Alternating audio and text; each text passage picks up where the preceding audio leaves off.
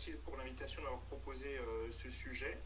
Donc, avant toute chose, hein, pour bien resituer le contexte général, hein, je pense peut-être assez clair et déjà évoqué, mais en ce qui concerne le parcours de soins, hein, c'est des choses qui ont évolué par rapport à ce que je connais ces 10 dernières années. Aujourd'hui, il y a plusieurs filières, plusieurs modes de réadaptation respiratoire qui existent, aussi bien dans des établissements de santé qu'en milieu ambulatoire, ou bien même à domicile du patient. Donc ça inclut entre autres les cabinets de kinésithérapie. Et on sait aujourd'hui que on n'a pas intérêt, on va dire, à choisir tel ou tel mode, à le privilégier par rapport à un degré de sévérité d'un patient, ou qu'il va falloir vraiment prendre en compte plusieurs paramètres et qu'on va prendre en compte la disponibilité, les volontés du patient, d'une part, mais aussi les besoins, la démographie, l'accessibilité, qu'est-ce qu'il y a à disposition. Pour faire le lien avec ma pratique, il faut reconnaître que surtout avec les mois récemment où il y a plusieurs patients fragiles qui sont restés, on va dire, encore plus confinés que d'autres, j'ai plus de 80% de mon activité qui s'est réorientée sur les soins à domicile, avec une toute petite minorité de patients de proximité qui ont maintenu une activité présentielle au cabinet. Un mot aussi sur les contre-indications. Il en existe, mais en général, si je prends la situation du kinésithérapeute qui exerce en cabinet libéral, toutes ces contre-indications sont déjà écartées par le prescripteur au moment où il va envisager d'adresser un patient pour un programme de kinésithérapie en cabinet de kinésithérapie libérale, ce qui peut des fois être un peu plus complexe si on est en prise en charge hospitalière ou en centre, etc. Donc les contre-indications existent, mais elles sont bien connues, et en général, quand le patient est adressé en cabinet de rééducation, ces contre-indications sont écartées. Attention toutefois à avoir connaissance des comorbidités du patient, parce qu'entre pathologies cardiovasculaires, métaboliques ou autres, il y a toujours des précautions à prendre sur l'évaluation et sur le suivi pour garantir la sécurité. Au niveau des composantes de la réadaptation respiratoire, telles qu'elles sont rappelées dans les derniers documents de la HAS disponibles début 2020, il y a tout un tas de choses, de l'éducation thérapeutique du patient, du réentraînement à l'exercice, du sevrage tabagique, l'équilibre nutritionnel, la kinérespie et la prise de charge psychosociale. Donc en tant que kinésithérapeute, on va assurer qu'une partie de ce programme de réadaptation respiratoire, avec principalement, on va dire, le réentraînement à l'exercice et la kinésithérapie respiratoire, qui sont, on va dire, dans les compétences de base qui sont enseignées en formation initiale.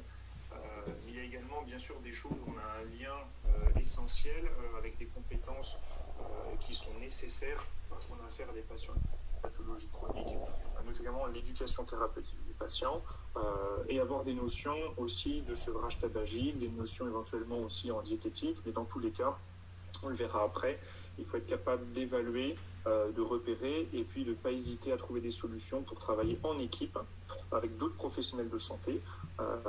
C'est pas toujours évident quand on est tout seul dans un cabinet monodisciplinaire de kinésithérapie. Au niveau d'un autre point de vue, par rapport à la nomenclature générale des actes. Celle-ci, elle est toujours à l'origine de nombreuses discussions, mais par rapport aux actes, à l'acte spécifique destiné à la réhabilitation, à la réadaptation respiratoire des patients atteints de BPCO, voilà ce que la nomenclature générale attend de nous, c'est-à-dire qu'on doit faire de la kinésithérapie respiratoire, du réentraînement à l'exercice sur machine, du renforcement musculaire et de l'éducation à la santé. Donc déjà, ne serait-ce que par rapport aux termes, il y a des choses qui sont directement en lien avec ce qu'on peut voir dans les recommandations de la HAS. On voit notamment aussi qu'il y a des termes qui diffèrent légèrement, comme quand on parle d'éducation à la santé. On peut considérer que c'est plus large, peut-être moins cadré que l'éducation thérapeutique du temps. Toujours est-il qu'il faut envisager au moins ces 4 composantes par rapport à l'utilisation de la cotation dans le cadre d'une prescription adaptée. Enfin, encore d'un autre point de vue, alors toujours décrit dans les recommandations de la HAS, des actions qui vont être réalisées par le kinésithérapeute Donc, au nom du kinésithérapeute, hein, dans les 10 actes de traitement appliqués au cas, on considère l'entraînement en endurance, renforcement musculaire avec ou sans oxygénothérapie, un réentraînement des muscles inspiratoires, c'est difficile de mesurer, des encombrements bronchiques et une notion importante, l'apprentissage à l'autodrainage, domination libre, travail ergonomique sur les axes de la vie quotidienne, etc. C'est souvent marqué selon besoin. Bien évidemment, on verra juste après, il est assez difficile de décrire sur une fiche ce qui doit être fait et ce qui doit être pas fait, parce que ce sont des pathologies complexes avec chaque patient différent, et on ne peut pas du tout standardiser, prévoir à l'avance, dire ces patients, je vais leur faire ça, parce qu'il faudra dans tous les cas énormément individualiser, adapter, pour des tas de raisons différentes. Au niveau de l'évaluation, alors ça c'est quelque chose tout de suite très concret qui peut être transposable, on va dire, à différents secteurs d'intervention, mais en l'occurrence sur la prise en charge en milieu libéral. Alors je me suis basé sur une trame en pratique, qu'à la base la présentation était censée être le plus pratique possible. Je me suis vraiment inspiré des habitudes que personnellement j'ai pu prendre après ces années de développement pratique où j'ai changé de maintes et maintes fois de façon de procéder. Donc aujourd'hui, au niveau de l'évaluation du patient, quand il y a l'initiation d'un programme, alors que ce soit à domicile ou au cabinet, voilà un petit peu le point de départ. Hein, c'est toujours des grandes discussions pour bien comprendre le patient, comprendre ce qui lui arrive, comprendre ce qui l'amène, ce qui le motive à se déplacer, à faire appel à vous. Déjà, c'est qu'il a une prescription de son médecin, et puis ensuite, c'est qu'il a franchi le cap à prendre contact et à prendre rendez-vous. Donc, je prends toujours énormément d'intérêt à attendre sa plainte principale, vraiment qu'est-ce qui le motive à consulter. Et les échos, c'est vrai que très souvent on retrouve, ça va être soit un essoufflement, des gens qui sont déconditionnés à l'effort, et ou des problématiques vraiment de toux et de crachat qui peuvent être assez invalidants de par leur fréquence. J'interroge aussi sur les projets, sur le projet, sur les attentes, qu'est-ce que les patients attendent de la kinésithérapie. Alors toutes ces pour but, à mon sens, de pouvoir très rapidement être sur la même longueur d'onde et d'être complètement au clair avec les patients sur la destinée qu'on semble. Nous, on sait par rapport à notre métier tout ce qu'on va pouvoir prétendre réussir à apporter en termes de réautonomiser à la marche, de reprendre de la force, de l'autonomie, etc. Encore faut-il que le patient sait ce qu'il attend également. Donc ces débuts, je passe énormément de temps à la discussion, aux échanges, parce que vu l'intensité, vu la régularité de tout ce qui va être attendu derrière, si on ne prend pas le bon départ et qu'on ne part pas dans la bonne direction, il y a de fortes chances qu'on arrive assez rapidement à des difficultés et que les patients se motivent et que les patients arrêtent tout simplement parce que ça ne va pas vraiment dans le sens qu'ils attendaient.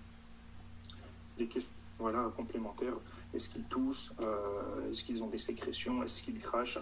Est-ce qu'ils vivent seuls? Est-ce qu'ils vivent isolés? Est-ce qu'ils vivent en appartement, en maison? Est-ce qu'ils ont des douleurs? Parce que forcément, des douleurs musculo-squelettiques peuvent être extrêmement limitantes à l'activité physique. Est-ce qu'ils ont des connaissances, des compétences particulières sur leur pathologie, sur leur traitement? Des fois, même pour nous, on ne maîtrise pas toujours tous les aspects. Il suffit de prendre la liste des noms des médicaments qu'ils peuvent avoir. Personnellement, même encore aujourd'hui, il y en a toujours des fois on en redécouvre, des fois on ne maîtrise pas tout. Donc, quand on sait à quel point ça peut être compliqué. Alors, pour quelqu'un qui n'est pas du tout du monde de la santé, ça peut être extrêmement déstabilisant. Le statut tabagique, l'essoufflement, enfin bref. Vraiment une discussion assez exhaustive sur le pourquoi, sur le comment, et ce qui va permettre de mettre les bases pour la suite de l'évaluation et du programme. Par rapport aux compétences, j'aime bien idéalement, forcément, c'est de pouvoir suivre des formations complémentaires en éducation thérapeutique du patient. Mais même sans ça, en bon point de départ, je pense que c'est assez intéressant de résumer l'évaluation des compétences du patient en se posant cette question, est-ce que le patient est capable de... Et pour moi, en milieu libéral, les quatre que je résume, qui je pense couvrent déjà une bonne partie du programme, c'est de savoir si le patient est capable d'utiliser efficacement son ou ses dispositifs de thérapie inhalée. Est-ce que le patient est capable de réaliser seul et efficacement son drainage bronchique quand c'est nécessaire? Est-ce que le patient est capable de reconnaître, de réagir à l'exacerbation? Et est-ce que le patient a une activité physique efficace avec tout ce que ça sous-entend? Entre autres, qu'est-ce que c'est une activité efficace? Par rapport à l'évaluation, j'ai pris cette petite capture pour un article qu'on avait fait avec des collègues récemment pour la revue Kiné Scientifique. Pour l'évaluation, on va rester, quand on évalue, quand on fait le bilan d'un patient atteint de BPCO, sur la même trame, sur la même organisation que pour n'importe quel bilan, avec l'évaluation des fonctions et des structures, avec un aspect, on va dire, musculaire, parce que par rapport à la physiopathologie, plus la sédentarité, on sait qu'on a une perte de force et une perte aussi également de dégradation de la qualité des muscles périphériques. Une évaluation respiratoire, avant tout au plus simple par la dyspnée. On verra après, on n'a pas toujours tous les appareils en libéral pour faire des explorations fonctionnelles respiratoires, et ce n'est pas non plus une condition, un impératif. Une évaluation fonctionnelle qui permet d'évaluer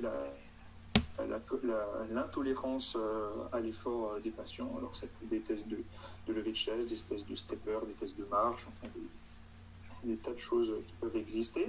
Et des tests d'équilibre au besoin. Si on se retrouve face à des personnes avec un certain âge qui peuvent présenter ou décrire des troubles de la marche, ça a tout à fait sa place dans l'évaluation. Et puis, de manière aussi plus large, on cherche aussi à évaluer l'impact de la pathologie sur la vie au quotidien, avec différents questionnaires, comme le questionnaire CAT, il y en a d'autres qui existent, l'échelle HAD, anxiété-dépression, et puis également, personnellement, j'utilise un questionnaire d'évaluation du niveau d'activité physique au quotidien. Donc, c'est des outils qui sont intéressants, des auto-questionnaires que les patients peuvent remplir eux-mêmes. Et avec tout ça, ça nous permet, quand on rassemble l'entretien, toutes les informations qu'on collecte, plus ces différents tests, et ça permet d'avoir vraiment un bilan précis de chaque patient et un bilan qui va nous permettre facilement de pouvoir individualiser un programme. Alors ce programme qu'on va individualiser, du coup, directement, il va découler, selon la plainte du patient. Je prends un exemple bête, mais si un patient qui vient où son problème, vraiment il vient parce qu'il fait tousser et cracher à longueur de journée, dès qu'il parle, dès qu'il bouge, dès qu'il fait quelque chose, il tousse et il crache. Très certainement, on a intérêt quelque part à lui faire chercher à gagner du temps à l'effort, mais il va falloir aussi pour qu'il adhère, être très attentif. Lui aujourd'hui, peut-être qu'il est essoufflé, mais avant tout, sa priorité, c'est qu'il en a marre de tousser et de cracher tout le temps. Donc on va prendre en considération ses attentes, ses objectifs, ses compétences. Si vous voyez qu'il ne sait absolument pas utiliser son spray ou son aérosol, son équilibre, son encombrement, sa tolérance à... Mais il va devoir être individualisé selon le lieu d'utilisation. Pas la même chose si vous êtes dans votre centre de rééducation que si vous êtes à domicile dans un petit appartement, dans un studio où il n'y a pas de matériel. En fonction du matériel disponible, ça peut être que ça se trouve, vous êtes dans un cabinet où vous n'êtes pas spécialement équipé avec un énorme plateau technique. À l'inverse, il y a des patients à domicile qui ont des véritables salles de sport. Et puis aussi selon votre préférence à vous, c'est-à-dire qu'on a tous des expériences différentes, des affinités différentes, des formations différentes. Il y en a qui adorent, qui pratiquent, qui adorent tout ce qui va être technique manuelle, de mobilisation, de thérapie manuelle, voire de massage, etc. Donc chacun va être un peu plus aussi influencé en fonction de ses propres affinités. Quelque chose qui est essentielle, là encore, hein, si je resitue par rapport au parcours de soins, on est dans une situation où les patients ont une pathologie chronique, avec certains aspects qui sont réversibles, hein, notamment on peut parler de l'atteinte musculaire, on sait qu'on peut regagner du muscle, améliorer sa quantité et sa qualité, mais avec des autres aspects irréversibles comme l'emphysème. La difficulté, c'est qu'on ne va pas guérir les patients. C'est pas ni la kinésithérapie, ni les médicaments, ni quoi que ce soit pour faire qu'ils n'auront plus de BPCO ou d'autres pathologies respiratoires. Et à partir de là, le risque en kinésithérapie libérale, c'est de rendre les patients dépendants à une séance ou 2 ou 3 par semaine, et à venir toute leur vie, jusqu'à la fin de leur jour, faire de la rééducation. C'est le piège et honnêtement c'est un piège où dans lequel je suis tombé au début de ma pratique, duquel j'ai eu du mal à me dépêtrer, parce que les patients sont contents, ils prennent leur étude, souvent on peut avoir des programmes, des façons de travailler, ils ont du bénéfice parce que ça marche, ils se sentent bien physiquement, ils se sentent bien psychologiquement. La problématique, c'est que quand on dit maintenant on va faire que 2 séances par semaine ou qu'une séance par semaine, ou alors on va arrêter un peu les séances, qu'est-ce qui se passe quand le thérapeute n'est plus derrière au quotidien pour maintenir les acquis et voire continuer à les améliorer. Donc il faut bien garder en tête qu'on a l'objectif d'autonomiser les patients, les rendre acteurs. On en parle souvent, mais là encore, dans les pathologies chroniques, ça une fois de plus, tout se pense. Les capacités aussi de réaction, la pathologie chronique, ça se caractérise aussi par des hauts et des bas, par les pics d'exacerbation.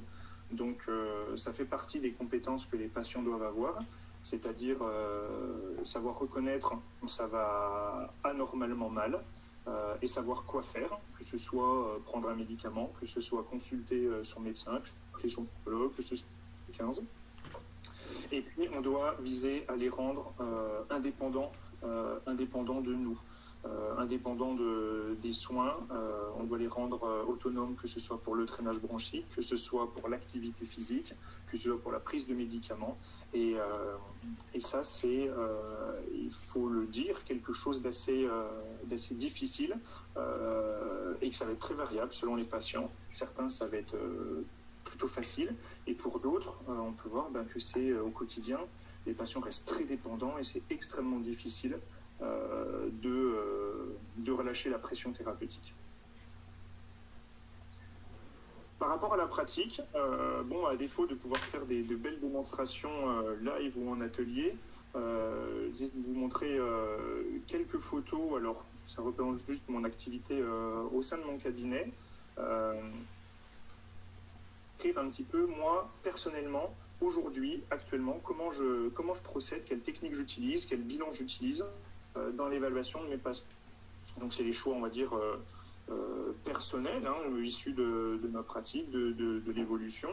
Il y a des tas d'autres moyens de faire. C'est pas forcément mieux que d'autres moyens. Il y a tellement de façons, là encore, en fonction de son expérience, du matériel dont on dispose, de nos affinités. Et j'aurai bien sûr le plaisir d'échanger avec vous à ce sujet. Au niveau du matériel d'évaluation, souvent c'est les questions de beaucoup de confrères qui souhaitent se lancer, et on imagine pour faire de la réadaptation, tout ça, qu'il faut un vélo, il faut un tapis, il faut ci, il faut ça. Là aussi, je pense que c'est intéressant de relâcher un peu la pression. Au niveau du bilan, vous voyez, et encore, il y a un peu de bonus dessus, un stéthoscope, un oxymètre, un tensiomètre et un chronomètre. Il y a un petit compteur aussi derrière. Là. Et au niveau de l'évaluation pour la sécurité, la saturation, la fréquence cardiaque, la tension artérielle, l'auscultation et un chronomètre. C'est vraiment le matériel à la fois indispensable, envisager et une prise en charge efficace en sécurité. Alors c'est sûr, hein, derrière, si on a un énorme gymnase avec des millions de machines, etc., ça peut avoir des avantages techniques pour proposer des exercices, mais ça a aussi des inconvénients. Là, une petite photo complémentaire d'autres outils de bilan qui peuvent être accessibles avec un spiromètre portable et un dispositif de mesure de la force des muscles respiratoires.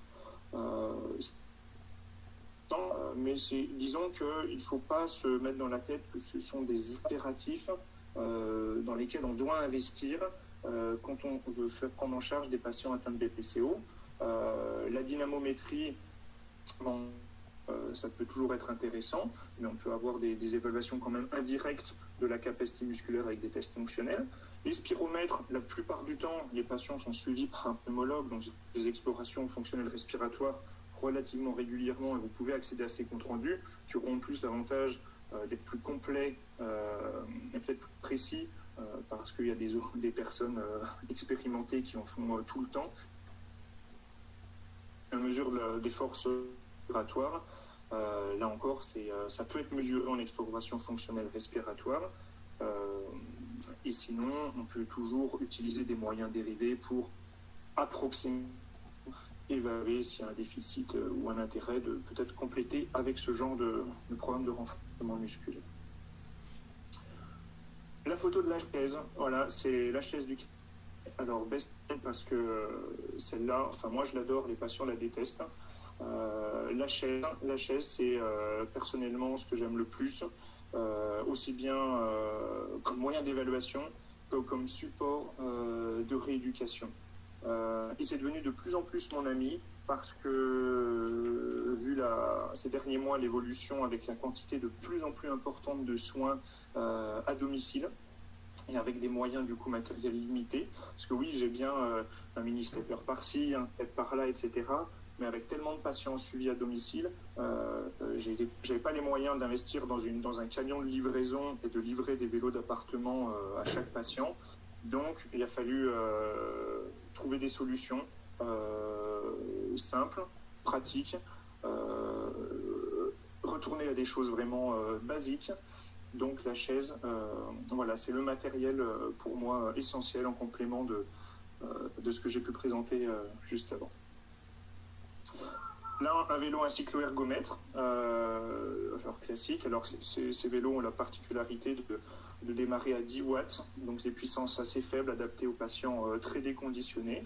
Alors j'ai la chance d'avoir plusieurs vélos de ce modèle-là. On peut faire avec des cyclo-ergomètres classiques, forcément. C'est quand on démarre à 25 watts et qu'un patient est très déconditionné, bah, peut-être, oui, qu'il ne tiendra pas 10 ou 15 minutes en continu. Mais là encore, on adapte. Vous pouvez voir un exemple, un patient voilà, qui a laissé son post-it avec son petit programme qu'il avait griffonné sur le pupitre. Un tapis de marche. Bon, là, le mien, c'est une version un petit peu balèze, mais n'importe quel tapis de marche fait le job. Surtout que la plupart des patients de BPCO ne vont pas courir à 25 km/h avec 15% de pente. Et là, du matériel de renforcement musculaire avec un banc, une station multifonction, multi-exercice, et puis du petit matériel tout simple, step, halter, bande élastique, ballon, etc. Une salle de traitement, on va dire une salle de soins classique, hein, avec une table de rééducation, et puis aussi 2 électrostimulateurs. Alors ces indications, c'est pas très souvent que je les utilise, mais j'ai j'ai très régulièrement quand même des patients, alors en sortie d'hospitalisation, très déconditionnés, très intolérants à l'effort, où on n'arrive pas du tout à envisager de faire de vélo ou de tapis. Ça peut être en complément de petits exercices fonctionnels très intéressants, et souvent c'est du matériel que je prête, que je laisse à domicile. Aussi quelques images de dispositifs respiratoires. Donc là, c'est la photo des 3 appareils que j'utilise. En haut à gauche, c'est un petit appareil qui s'appelle un Respirex, qui permet de travailler avec une résistance expiratoire ou une résistance inspiratoire selon le petit capuchon utilisé. En haut milieu, c'est un threshold, donc c'est avec un dispositif de réentraînement des muscles inspiratoires. Il y a une valve qui crée une résistance qui est précisément quantifiable avec la graduation. Et en bas à droite, un aérobika, c'est un dispositif de pression expiratoire positive oscillante qui est très intéressant dans l'autonomisation au drainage bronchique. Cet appareil-là, l'aérobika, a l'avantage de pouvoir se connecter directement aux patients qui ont des aérosols. Ça dépend de la taille de l'orifice, mais on remplace l'embout buccal de l'aérosol, on connecte directement l'aérobika dessus, c'est en taille 22F. Et du coup, c'est un côté pratique parce que quand un patient fait son aérosol, sa nébulisation, et ben, sur le temps inspiratoire, il prend son médicament, et sur le temps expiratoire, il a une PEP oscillante pour l'ouverture bronchique, le drainage, etc. Donc ça peut faire un peu deux en un. Au niveau de mes habitudes, sur la première séance, donc c'est toujours une séance où je prends du temps, je prends toujours 1 heure. Je bloque toujours 1 heure avec les patients pour avoir le temps de faire l'entretien, de discuter, tout ce que je vous donnais comme élément avant, d'évaluer la dyspnée au niveau du ressenti fonctionnel avec le score de l'échelle MMRC. Un examen clinique, on va dire, de base, hein, la saturation de repos, la tension artérielle de repos, la fréquence cardiaque de repos, l'auscultation pour repérer est-ce que ça ventile bien partout, est-ce qu'on entend vraiment manifestement, est-ce que ça siffle, est-ce qu'il y a des sécrétions, pour connaître, voilà, savoir un petit peu et faire le lien avec le ressenti du patient par rapport à ses oppressions thoraciques, c'est que ça tousse, c'est crachin. J'interroge sur les thérapies inhalées, quels médicaments ils ont, quel dispositif, est-ce qu'ils savent à quoi ça sert, et puis souvent, alors si je vais bien penser à le dire avant que pour qu'ils puissent me montrer comment ils les utilisent, et sinon on voit, je vous remontrerai après, mais j'utilise des supports vidéo pour refaire le point avec eux sur comment on les prend. Une évaluation fonctionnelle. Alors personnellement, moi j'apprécie beaucoup le test de levée de chaise d'1 minute parce qu'il est tout terrain. Enfin, on le fait au cabinet, on le fait à domicile, on le fait dans la rue, enfin on peut le faire partout. Rapide, j'aime beaucoup. L'évaluation de la qualité de vie, moi j'utilise le questionnaire CAT, le COPD Assessment Test. Et puis j'utilise aussi un autre questionnaire, un dernier, pour le niveau d'évaluation de l'activité physique habituelle.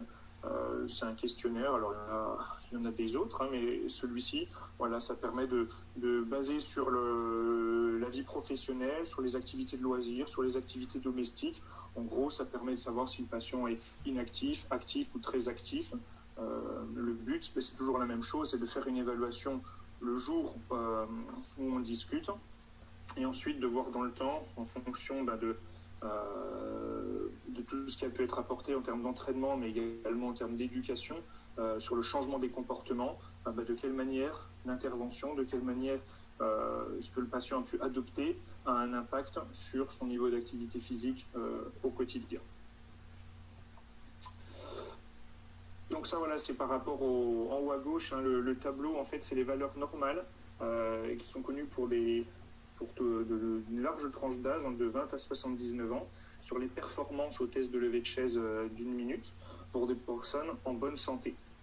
Donc, c'est toujours intéressant d'avoir ces valeurs normales. Alors moi, c'est pas pour mettre la pression au patient, parce que forcément, un patient BPCO stade 4, si vous dites, écoutez, monsieur, vous avez fait 5 répétitions, alors que les plus nuls, ils en font au moins 20, c'est pas un discours très positif. Ça permet surtout de situer déjà les progrès par rapport à eux-mêmes, entre une évaluation initiale et puis des évaluations ultérieures. Et puis c'est toujours intéressant quand même d'avoir une idée au niveau dans la population saine. Bon, l'échelle MMRC, donc dyspnée fonctionnelle en fonction de ce que le patient va décrire, de quelles activités au quotidien le fatiguent.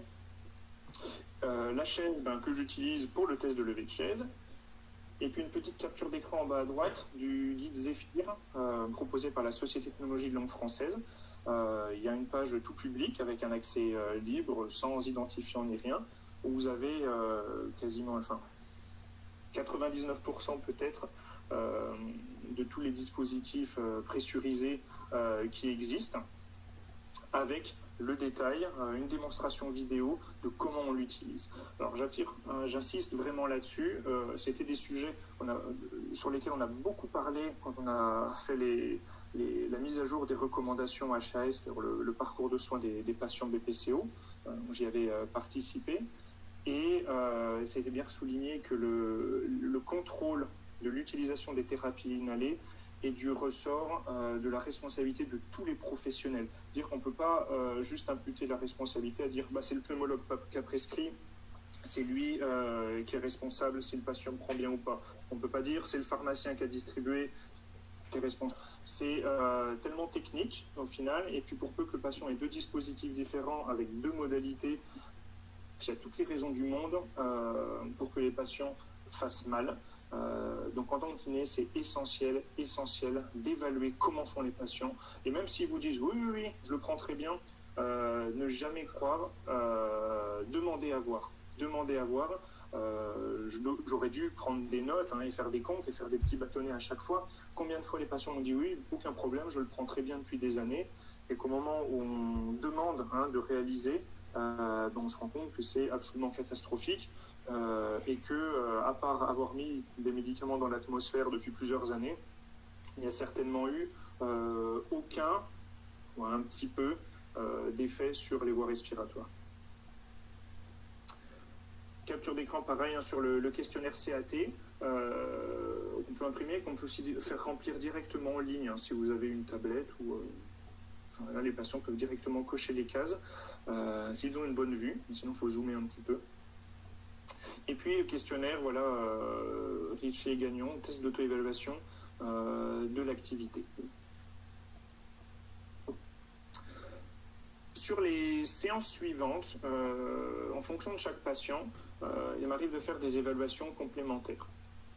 Alors, en complément du test de levée de chaise, il y a d'autres tests fonctionnels qu'on peut utiliser. Alors, il y a des tests de step, des tests de stepper, ou des tests de levée de chaise de 3 minutes. Enfin bref, il y a plein de choses qui existent. Moi, j'aime bien le test navette. Le test navette, c'est le test où, normalement, sur le terrain, vous avez deux plots espacés de 9 mètres et il faut faire des allers-retours en suivant un rythme imposé par une bande-son. En pratique, c'est pas toujours... si on n'est pas habitué à le faire tout le temps, il faut avoir la bande-son, il faut avoir l'enceinte, c'est pas toujours facile. Moi, je l'utilise adapté sur tapis de marche. En fait, c'est toutes les minutes. Alors de tête, j'ai pas des chiffres sous les yeux, mais je crois qu'on commence à 1,4 km/h et toutes les minutes, en fait, ça augmente à peu près de 0,6 km/h. Donc on peut assez facilement l'adapter sur tapis. Alors à ma connaissance, je suis pas certain que c'est un test qui ait pu être validé de la même manière que le test navette classique ou qu'un test de marche de 6 minutes. Cela dit, dès qu'on a un tapis de marche, ça reste un outil assez simple et pratique. Et on augmente les paliers et on enregistre la distance totale que le patient a pu parcourir avant que ça devienne trop difficile. Le test d'endurance à 80% de la puissance max sur cyclo-ergomètre, il est aussi intéressant. La limite principale, les deux limites principales, c'est que il faut que le patient ait réalisé un test d'effort préalable sur cyclo-ergomètre. Donc c'est loin d'être toujours le cas. Et ensuite, quand bien même c'est le cas, il faut que vous ayez accès à un cyclo-ergomètre qui affiche la puissance en watts pour se mettre à 80% de cette puissance max. Donc en pratique, dès que je peux le faire, je l'utilise. Mais en pratique, c'est au final assez peu utilisé en ce qui me concerne. L'API max, je vais vraiment l'utiliser chez les patients extrêmement déconditionnés ou intolérants. On a vraiment du mal à proposer un travail en endurance, que ce soit vélo ou tapis, en complément des renforcements fonctionnels ou segmentaires. La force maximale volontaire du quadriceps, pareil, je vais la privilégier chez les patients très déconditionnés, typiquement en sortie d'hospitalisation, où on dit, le test de levée de chaise, ça paraît un peu costaud, tellement ils sont faibles. J'utilise dans ces cas-là. Les échelles d'évaluation, marche, Berg, Tinetti, dès que tes patients... dès qu'on se rend compte que l'équilibre ou la qualité de la marche a l'air un peu limitée. et un questionnaire HAD, sécrétion pour les patients qui, lors de l'entretien, peuvent décrire un certain mal-être de ce côté-là. Là encore, pour repérer et éventuellement réadresser, reprendre contact avec le médecin, pour éventuellement avoir affaire à d'autres professionnels, type psychologue ou assistant social, enfin bref, d'autres professionnels plus compétents sur la gestion de l'anxiété et de la dépression. Par rapport au drainage bronchique, j'en parlais avant, ça fait partie des choses qu'on doit faire par rapport à la nomenclature et aux recommandations. En premier, le plus important, le premier pilier, à mon sens, c'est d'optimiser déjà l'aérosol thérapie, l'utilisation, que ce soit des dispositifs pressurisés ou de nébulisation. C'est absolument impératif. Si les patients ne sont pas observants au niveau de la fréquence des doses, au niveau de la qualité de réalisation, de tout ce qui va être bronchodilatateur, forcément, c'est difficile derrière d'aller prétendre à mobiliser des sécrétions si tout le système, tous les conduits bronchiques sont complètement spasmés et encombrés. Ça va aussi avec les nébulisations de sérum salé hypertonique. Il y a une grande partie des patients que je suis qui ont ces prescriptions. Et déjà la base, avant de parler technique, avant de parler matériel, etc., l'optimisation des thérapies inhalées, c'est vraiment la base de la base. Une fois que ça c'est maîtrisé, on met directement le pair avec le rôle de l'activité physique. Quand on fait une activité physique, il y a une demande métabolique, donc on augmente sa ventilation, et l'augmentation de la ventilation, c'est plus de volume, c'est plus de fréquence respiratoire, donc c'est plus de débit, et ça contribue à mobiliser les sécrétions. Une fois que ce premier pilier déjà, que cette base est sous contrôle, alors on peut autonomiser avec différentes techniques. Moi, personnellement, j'aime utiliser des petits outils que j'ai présentés avant, type Respirex ou Aerobica, parce que y a le côté où quand les patients ont un petit outil, un appareil sous les yeux, peut-être qu'ils y pensent plus facilement que quand c'est une technique, on va dire, non instrumentale. C'est assez facile, ils peuvent même faire autre chose, on souffle un petit peu dans l'appareil tranquillement, ça fait pas trop de bruit, voire même ça en fait pas du tout, même quand on est au travail. Enfin, c'est quelque chose que j'aime beaucoup utiliser, et les retours que j'ai sont très positifs. C'est assez fréquent, les patients me demandent même un deuxième, un pour avoir à la maison, un pour avoir sur le lieu de travail. En troisième, je ne vais pas rentrer dans les détails ici, mais c'est une machine thérapie complémentaire de drainage bronchique qui est aussi dans certains cas d'expérience extrêmement efficace, avec des retours très positifs des patients, mais ça va vraiment concerner, on ne va pas avoir cette machine si on n'a pas énormément de patients, parce que c'est un investissement, et puis ça reste qu'un complément quand au moins la première base de la pyramide, et puis l'autonomisation avec une technique régulière déjà est garantie. Par rapport à l'entraînement musculaire, alors là encore mes habitudes, déjà on calme la pression, c'est-à-dire que si on n'a pas de tapis de marche, tant pis. Si on n'a pas de vélo qui démarre à 10 watts, tant pis. On a un cerveau, il y a des tas de choses qu'on peut faire, de l'entraînement fonctionnel, de l'intervalle training, il y a énormément de choses qu'on puisse proposer aux patients, et c'est vraiment là-dessus qu'on va axer. Donc l'utilisation du matériel à disposition, que ce soit au cabinet, à domicile, on fait avec ce qu'on a. La chaise, une fois encore, on peut faire des tas de programmes fonctionnels basés sur des levées de chaise. Alors c'est pas forcément toujours super réjouissant, parce que forcément quand c'est efficace, on sent que ça brûle un peu dans les cuisses. Mais bon, on s'habitue, et ça reste un moyen efficace de travailler. Les objectifs, on cherche à prendre du muscle, mais on doit chercher à redévelopper le métabolisme aérobie. Donc on va viser progressivement à avoir des durées d'effort de plus en plus longues, à la bonne intensité.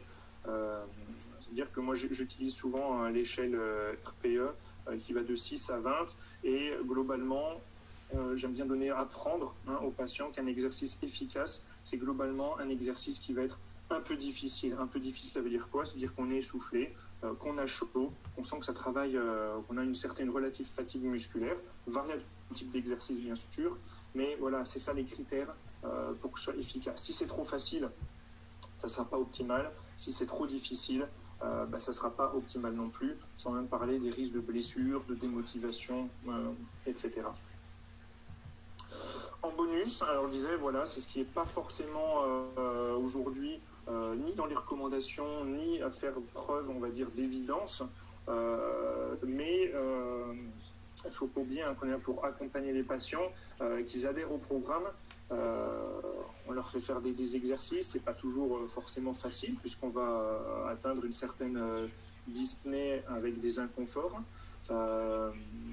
Personnellement, là encore, j'aime beaucoup proposer à fréquence variable, mais des techniques voilà, manuelles au niveau thoracique, de mobilisation, d'étirement, tout ce qui peut être aussi massage.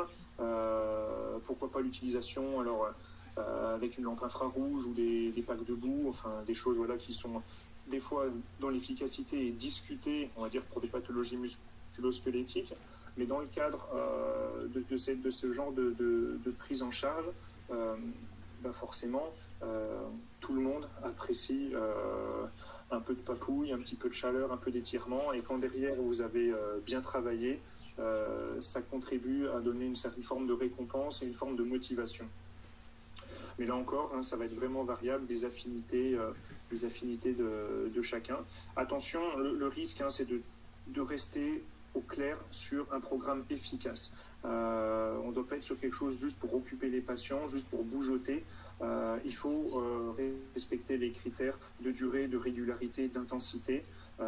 Et ensuite, quand on a tout ça, on peut ajouter, on peut se permettre de consacrer du temps en plus sur d'autres techniques complémentaires qui peuvent être bien vues et qui peuvent faire du bien. Les clés à ne pas oublier, c'est que la plupart du temps, alors maintenant il y a des tas de formes d'exercices différentes qui existent avec des maisons de santé, des maisons pluriprofessionnelles, différents modes de coopération. C'est essentiel de communiquer déjà avec le prescripteur.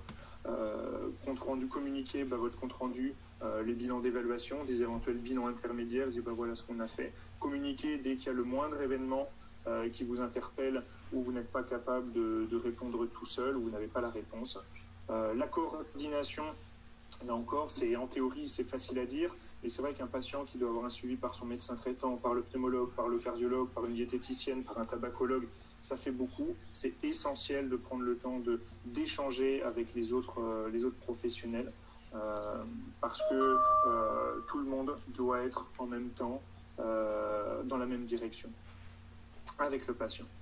La motivation d'un patient que vous faites travailler, c'est lui, mais n'oublions pas qu'il ne sera pris et le drainage bronchique, ça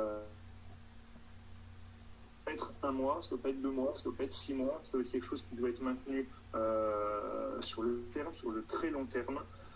Donc il faut vraiment travailler que le patient ait une motivation à venir vous voir, que le patient ait une poursuivre lui-même, seul ou un ami. Encore, il y a autant de paramètres, des paramètres infinis, chacun étant différent. Et puis l'autonomisation, ce que j'appellerais la réussite d'une prise en charge, c'est quand le patient n'a plus besoin de venir au cabinet et que vous n'avez plus besoin d'aller à domicile. C'est-à-dire vous savez que le patient est autonome, que le patient prend bien ses traitements, que le patient est actif, fait une activité physique efficace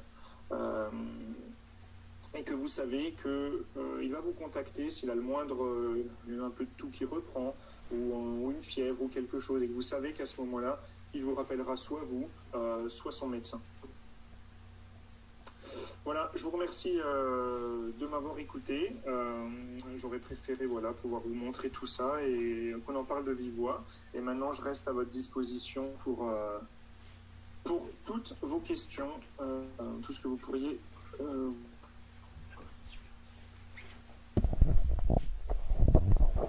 Merci Anthony.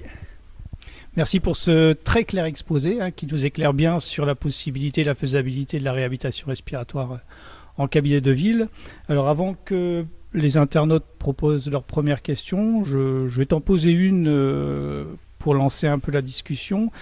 Dans ton expérience, tes principaux adresseurs, c'est plutôt des médecins généralistes, plutôt des pneumologues, et puis questions connexes. Est-ce que tu pratiques préférentiellement des stages initiaux, c'est-à-dire c'est vraiment toi qui initie la réhabilitation respiratoire, ou bien tu es plutôt en rapport avec des soins de suite réadaptation et t'assures le suivi post-stage? Alors, alors sur cette question, alors que ce soit sur mon activité avant, où j'avais mon cabinet en France, c'est bien que maintenant, la situation est assez similaire. C'est-à-dire que la grande majorité, on va dire la quasi-totalité des patients qui me sont adressés, c'est par le pneumologue. De mon expérience professionnelle, la communication avec les médecins généralistes a toujours un petit peu été très compliqué.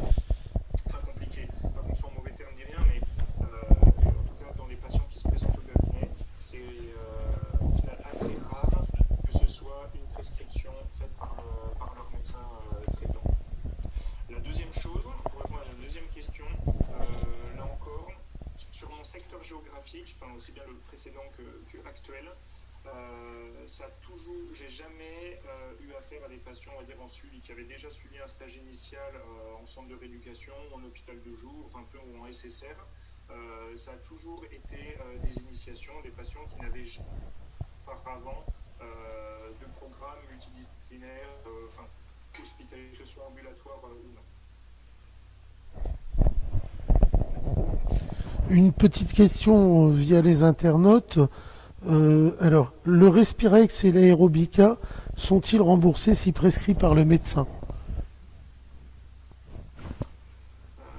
Alors là, c'est une question. Alors je sais que c'est prescrit par le kiné, non.